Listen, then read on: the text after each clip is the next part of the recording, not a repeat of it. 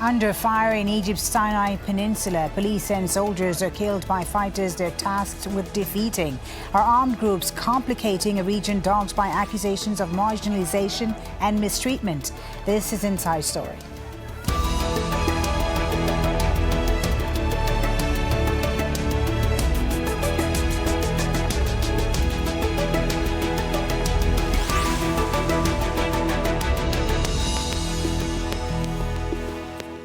Hello and welcome to the program. I'm Folly Bah ThibaultGuests. It's been occupied and fought over and fueled accusations of lawlessness and neglect. Promises have been made to its people, but ongoing concerns over security in Egypt's troubled Sinai Peninsula have been answered with successive military responses. And the threat now posed from an armed group linked to ISIL in Syria and Iraq has drawn Egypt's President Abdel Fattah al-Sisi further into the latest offensive in the region. Attacks have increased since the former army general deposed his predecessor Mohamed Morsi in 2013.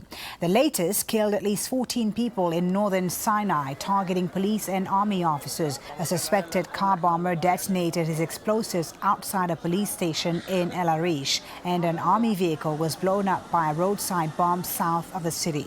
Both were claimed by a group formerly known as Ansar Beit el-Maqdis, now calling itself Sinai Province since pledging allegiance to ISIL. The group says attacks on security forces are in retaliation to an Egyptian government crackdown on Morsi supporters. Well, to our guests in just a moment. First, I'd like to bring in Muhamed Sabry, a journalist working in El Arish who was detained by the Egyptian military in northern Sinai in 2013. Thank you so much, Muhamed, for being with us. Tell us first about the situation where you are and why we're seeing these attacks against Egyptian security forces increasing. Actually, I live in Arish, and it has been almost 2 years since the beginning of the fight between the Egyptian security and these militant groups. It has a very wide and tall background, a long background. It lasted for 30, I think, years of neglection and marginalization and multiple promising of development of the province by the state. Actually, this area starting from Arish until the borders with Gaza and Israel, with no any firms or agriculture projects or even education or culture. So it's like a fertile land for extremist ideas.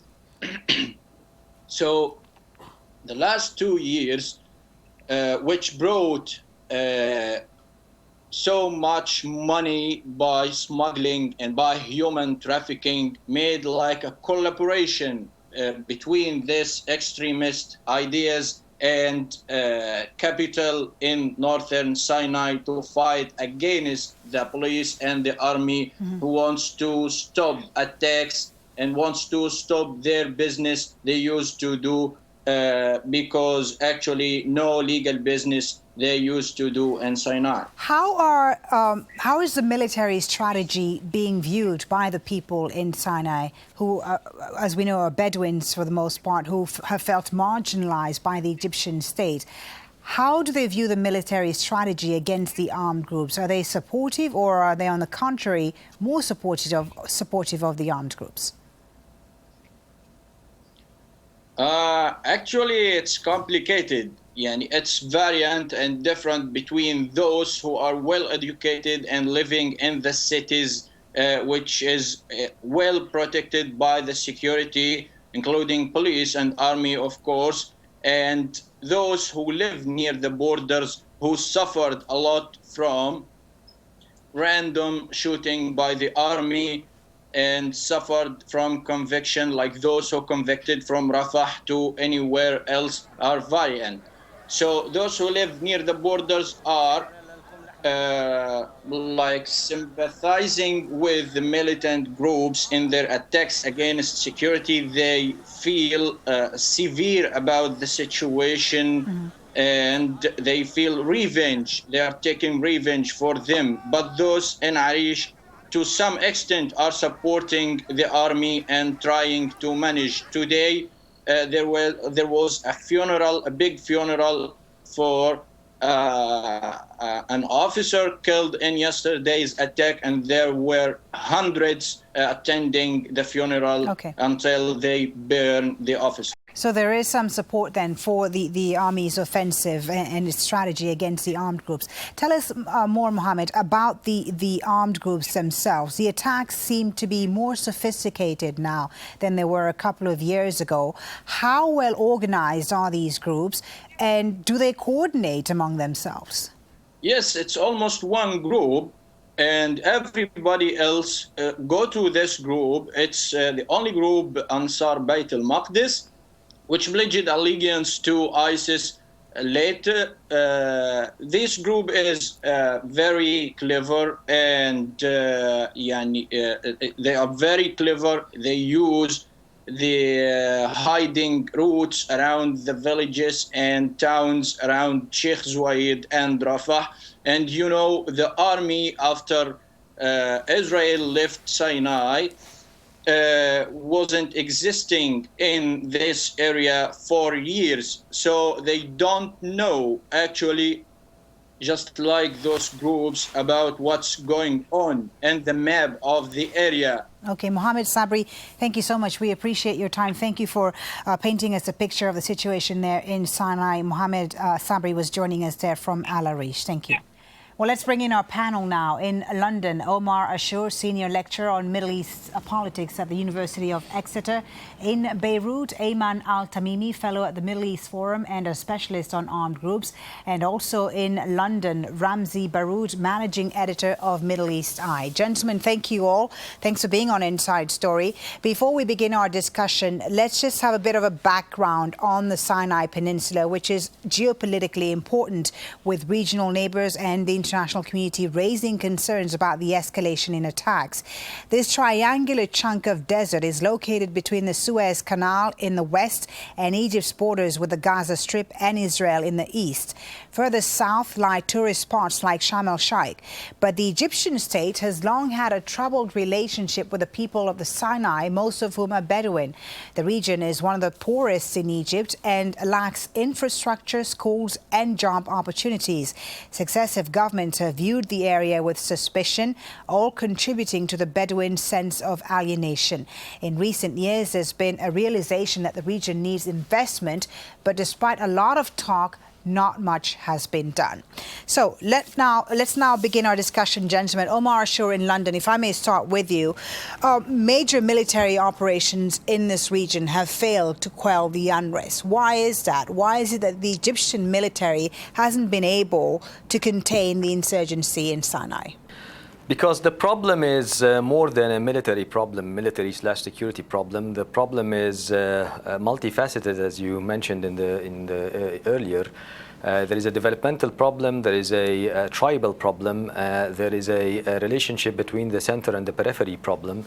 And these problems have been accumulating since 1982, since the full withdrawal of the Israeli forces from Sinai, and then exploded at a different level in 2000 during the Palestinian Second Intifada. And since then, we saw a security policy that is heavy-handed, more or less a perception of eradicating the potential threat and the suspected threats in Sinai. And this policies engendered a backlash, a public backlash, especially that it was built on discriminatory policies vis-a-vis Sinaians in general, North Sinaians in particular, and northeastern Sinaians specifically. And when the escalation happened it was waves basically of escalation, 2004, 2005, then 2006, and then in the aftermath of the uprisings in 2011, you saw more structured hierarchical organizations that have been operating. And after August 2013, specifically with the major crackdowns on the sit-ins in Cairo, you had more or less a low to a mid-level insurgency that is unprecedented in Egypt in its capacities. No non-state actor had that level of possession of arms in Egypt, guided missiles, light artillery, and sometimes heavy artillery even, with that level of coordinated attacks and experience. Okay. And the counterinsurgency policy so far has been a failure because they were based on this idea of you can bomb your way out of this problem, and obviously bombing their way complicated it further and further. The military solution hasn't worked. Aymenn Al-Tamimi in Beirut. As Omar mentioned, the attacks are becoming more sophisticated in nature in the Sinai Peninsula. The Sinai province group, which was known as Ansar Beit al-Maqdis until it pledged allegiance to ISIL, has been claiming responsibility for most of these attacks. Are we to assume that because of the sophisticated nature now of the attacks against Egyptian security forces, that ISIL has a hand in this, that they're actually contributing with, whether it's money or weapons, to the insurgency in Sinai? I think the answer to that question would be yes. There's been contact between what you might call ISIL Central in Syria and Iraq and what was even then Ansar Beit al-Maqdis before it declared itself to be Sinai province, or was accepted as such by ISIL in November of last year. For example, clearly ISIL had probably sent out emissaries to Sinai, and they would advise Ansar Beit al-Maqdis, so we're talking about, say, the early autumn of 2014, advising them on military tactics and how to gain publicity. So I think definitely there is a hand from ISIL Central. But are they providing weapons? In Sinai provinces? Weapons, I think no. I think weapons, these largely just come from raids on the Egyptian military and seizing weapons therein.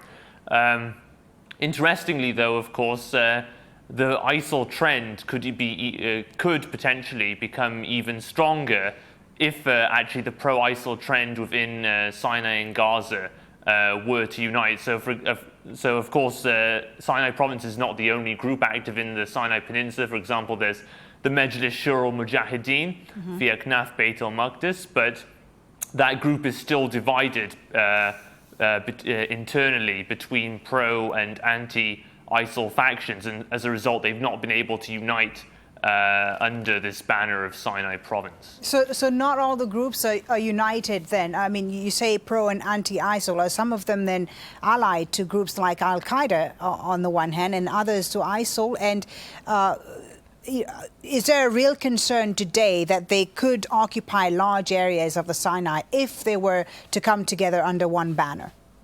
Yeah, if they were to come together under one banner, I do think it has the potential of being a problem like Iraq in terms of its evolution, where, say, in 2012 and 2013, what was ISIL was conducting serious terrorist attacks, but it didn't really control substantial contiguous territory and major strongholds. I would say that, but then, of course, in 2014, it evolved into precisely something controlling large swaths of territory. And I think the same potential evolution could happen within Sinai if the pro-ISIL trend were really to come together united under one banner. But actually, at present, it is not so. Okay. Ramzy Baroud in London.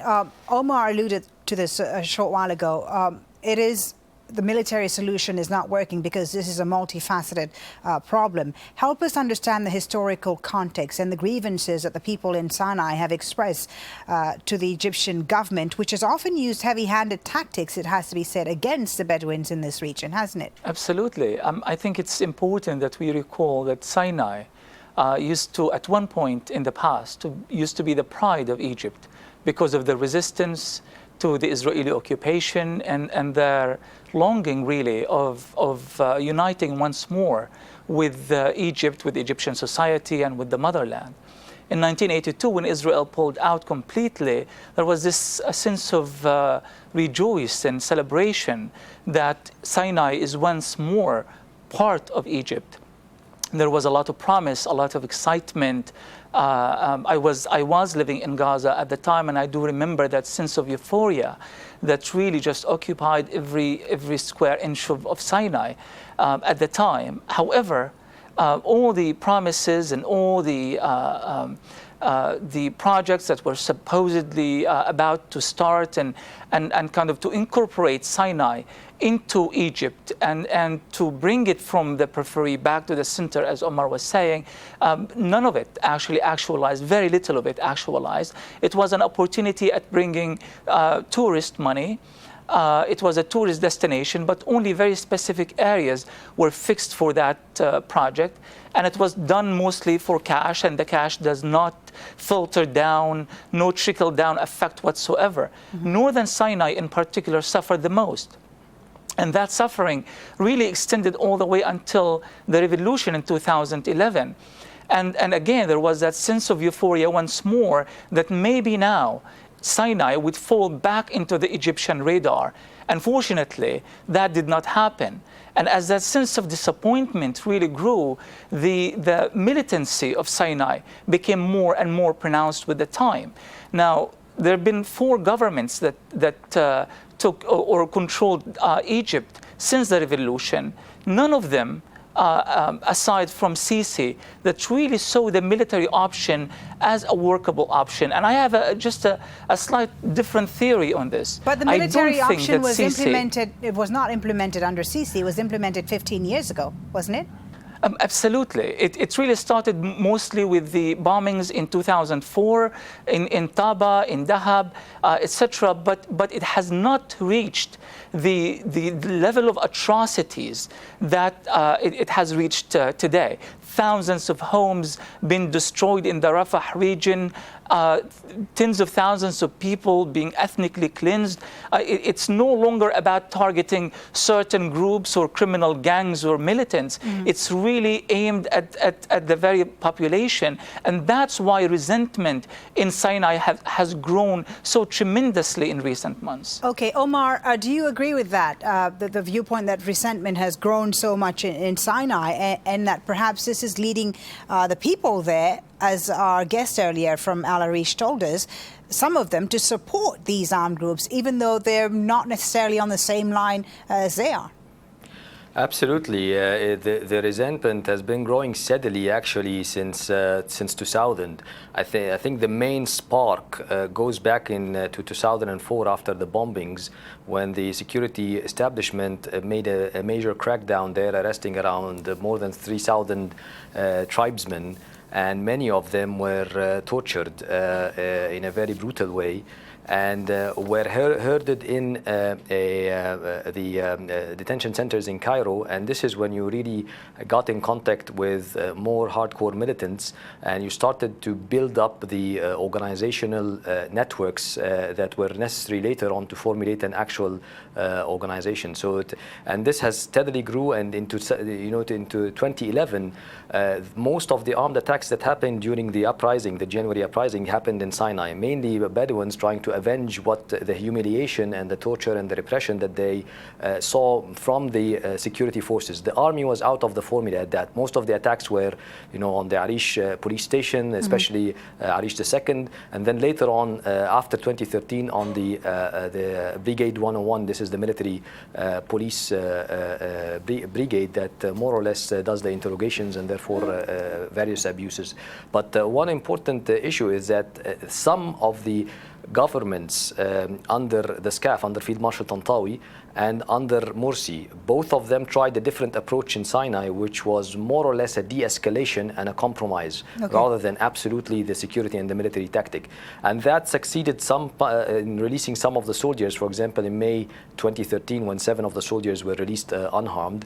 And the idea that there was that we are going to move towards a less heavy-handed security approach and more developmental approach. Right. But that was cut short because of what happened in July 2013. Well, there has been an escalation under the current Egyptian President Abdel Fattah al-Sisi, who is, of course, a former military man, and he's been making strenuous efforts to establish Egypt as a regional military power. The army has built a buffer zone along the border with the Gaza Strip to prevent fighters using tunnels. In February, Sisi sent jets to bomb ISIL targets in Libya, hours after the group released videos said to show the beheading of Egyptian Christians. Then, At a summit of Arab leaders in March, Sisi championed the creation of a joint military force to fight ISIL. And Egypt is currently a lead member of the Saudi-led coalition carrying out airstrikes against Houthi rebels in Yemen, stating its willingness to commit ground troops as well. And as we've been discussing, Sisi has committed more troops and attack helicopters to Sinai this year. But as we've been hearing from our guests, the army is struggling to contain the insurgency. Aymenn in Baroud, this idea that President Sisi has championed of an Arab military force to fight extremist groups in the region, do you think that could work to deal with these groups in the Sinai? In the Sinai, I don't think so. Actually, if he's trying to gather an international Arab coalition to deal with the insurgency in the Sinai, I think it would only feed into the narrative that the militant groups generally use, and also what ISIL uses, that the idea that the so-called forces of Taghut, so to speak, or idolatrous tyranny, are conspiring against Muslims, so to speak. There's certainly an ideological component, to the overall escalation in the violence in the Sinai Peninsula since the coup that overthrew the Morsi government in July of last year, because, as the name Beit al-Maqdis suggests for many of these groups, their initial focus was on Israel, and given they've been established in the aftermath of the overthrow of Hosni Mubarak, they didn't see much of a problem with the Morsi government because they saw it nonetheless as a Muslim government. They might not have seen it exactly as to their taste, but nonetheless, they saw it as a Muslim government, and then the overthrow of it in the coup, of course, has given this new component to their insurgency, which is that we're fighting against a tyrannical non-Muslim government. I was going to ask you about that because, some of these groups, like the one operating in Sinai right now, the Sinai province, has claimed that they're fighting because of, the attacks against Morsi supporters and so on. But is there a real objective today? What is the ultimate goal for them, if you will?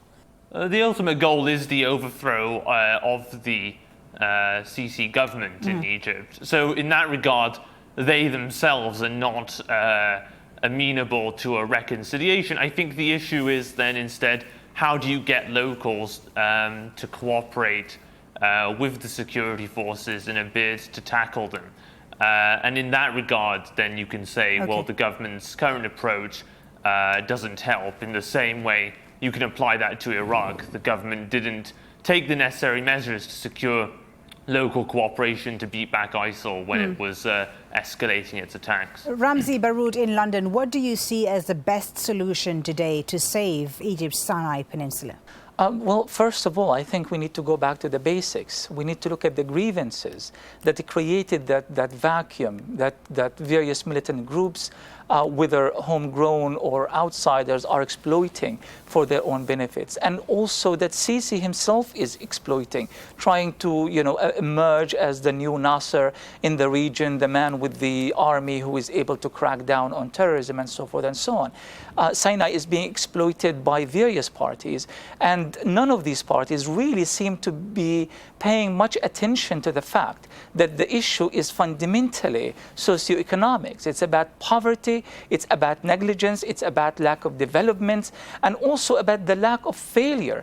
Or rather about the failure of incorporating Sinai to the larger body politic of Egypt, means kind of streamlining Sinai into to become part of Egypt the way that they were promised in 1982, and that is yet to be actualized. The more time they spend on these military campaigns, the more killings, the more ethnic cleansing that is taking place in Sinai, the less likely such a solution will be emerging anytime soon. Okay, gentlemen, thank you very much for a very informative discussion. Omar Ashour in London, Aymenn Al-Tamimi in Beirut, and Ramzy Baroud in London as well.